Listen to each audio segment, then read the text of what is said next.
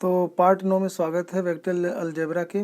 इसके अंदर हम पढ़ेंगे शाउची स्क्विटज इनइक्वालिटी। ठीक है, तो इसमें लिखा है कि for any two vector A vector plus B vector या एंड ए वेक्टर तो बी वेक्टर, तो इसमें ये कहा गया है कि ए वेक्टर का डॉट प्रोडक्ट बी वेक्टर और इनका मैग्नीट्यूड करने पे वो लेस देन या इक्वल टू आएगा ए वेक्टर का मैग्नीट्यूड और मल्टीप्लाई बी वेक्टर का मैग्नीट्यूड। ये हमें प्रूफ करना है। ठीक है, तो इसको कैसे प्रूफ करेंगे?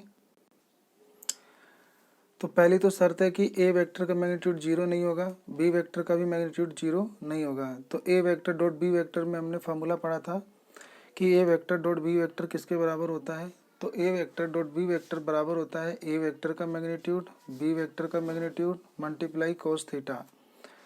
तो ए वेक्टर डॉट बी, अब दोनों तरफ हम क्या लेंगे? मैग्नीट्यूड लेंगे। तो दोनों तरफ हम मैग्नीट्यूड ले लेंगे। तो ये मैग्नीट्यूड है तो एक रियल नंबर होता है, तो इसका मैग्नीट्यूड तो रियल ही आएगा। बी वेक्टर का मैग्नीट्यूड भी एक रियल नंबर होता है, तो इसका भी मैग्नीट्यूड ही बचेगा। और कोस थीटा एक एंगल होता है, तो ये भी हमारा मतलब मॉडुलस में है, तो ये भी एक रियल नंबर ही आएगा। और एक शर्त होती है कि कोस थीटा जो होता है वो -1 से 1 के बीच में लाई करता है, यानी कोस थीटा की वैल्यू अधिकतम 1 या उससे छोटी रहती है।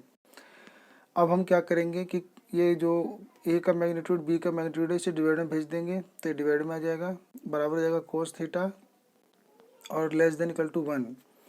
तो जब ये लेस देन इक्वल टू 1 हो सकता है तो ये इसके बराबर है, तो ये भी लेस देन इक्वल टू 1 हो सकता है। ठीक है, तो ये बचेगा और ये इधर मल्टीप्लाई हो जाएगा और ये आपका प्रूफ हो जाएगा। तो यही आपको प्रूफ करना था। ठीक है, एक और पर्सन था इसमें, A vector plus B vector का जो मैग्नीट्यूड है वो less than equal to A vector plus B vector होता है, ये प्रूफ करना है। तो फॉर एनी टू वेक्टर, कोई भी दो vector A vector and B vector के लिए ए वेक्टर का मैग्नीट्यूड जीरो होगा और बी वेक्टर का भी मैग्नीट्यूड जीरो नहीं होगा। ठीक है, तो हम इसमें सोल्व करने के लिए क्या करेंगे कि हम इसको स्क्वायर लगा देंगे। ठीक है, तो हम यही वेक्टर लेकर इसका स्क्वायर लगा देंगे, तो ये वेक्टर का जोड़ लेकर मैग्नीट्यूड का स्क्वायर लगाएंगे। स्क्वायर है तो इसको हम 2 बार लिख देंगे ऐसे, और इसके अंदर हम मल्टीप्लाई करेंगे। तो ए वेक्टर जब ए वेक्टर से मल्टीप्लाई होता है तो आपने पढ़ा होगा ये हो जाएगा ए वेक्टर के मैग्नीट्यूड का स्क्वायर, फिर ये इससे गुना होगा तो ए वेक्टर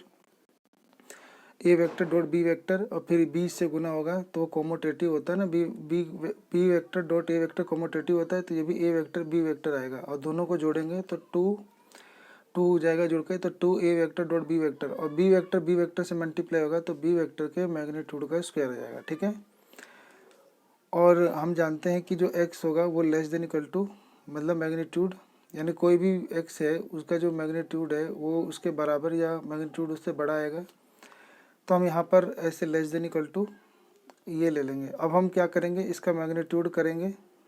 तो ए वेक्टर डॉट बी वेक्टर जो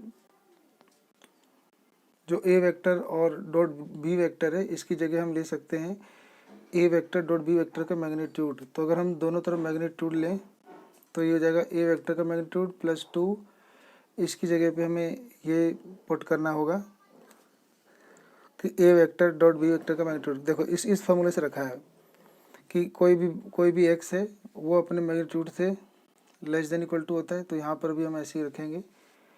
फिर हम इसको यहाँ लिखेंगे। ठीक है, यहाँ लिखने के बाद फिर हम इसको लिख सकते हैं ए वेक्टर डॉट बी वेक्टर जो हमने पहले पढ़ा था, फिर ये बन जाएगा आपका ए प्लस बी का होल स्क्वायर। तो इसको ए प्लस बी का होल स्क्वायर बना दोगे तो ए वेक्टर का मैग्नीट्यूड प्लस बी वेक्टर के मैग्नीट्यूड का होल स्क्वायर, स्क्वायर से स्क्वायर कट जाएगा, तो ये आपका प्रूव हो जाएगा। ठीक है,